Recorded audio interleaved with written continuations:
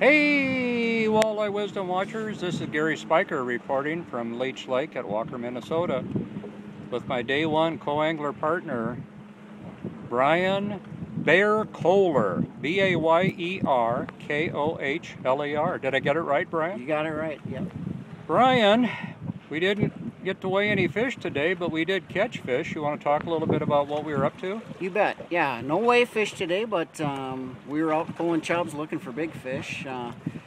I'm guessing we had one early. Yep.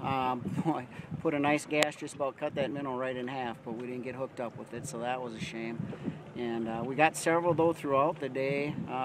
25 and a half, a couple of 24s, 23, 22s, you name it. We got fish all day long, but there's, that's fishing, right? That's fishing. When you're chubbing, you're looking for big ones. We figured one big one would be just as good as 5 little ones. And right. 5 little ones weren't snapping, so we figured we might as well stick for a big fish, and just couldn't get it in the boat. Well, I'll tell you, Bryan, I really learned a lot watching you work the chubs.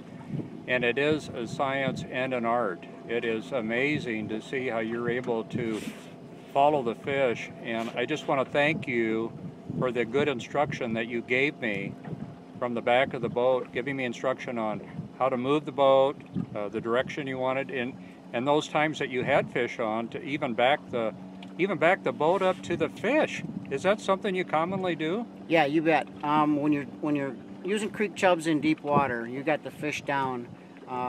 You like to get over them as good as you can. You don't want a whole bunch of line on. With a big creek chub, you've got to feed them for a minute and a half, 2 minutes, to let them eat it. Make sure you're going to get hooked up. You don't want all that line out because you're not going to get a good hook set. So, right. So you try and, kind of like you're following a snag, follow that line, get as much above them as you can, and then go ahead and then you can set straight up into the roof of the mouth. Usually get good hook sets that way.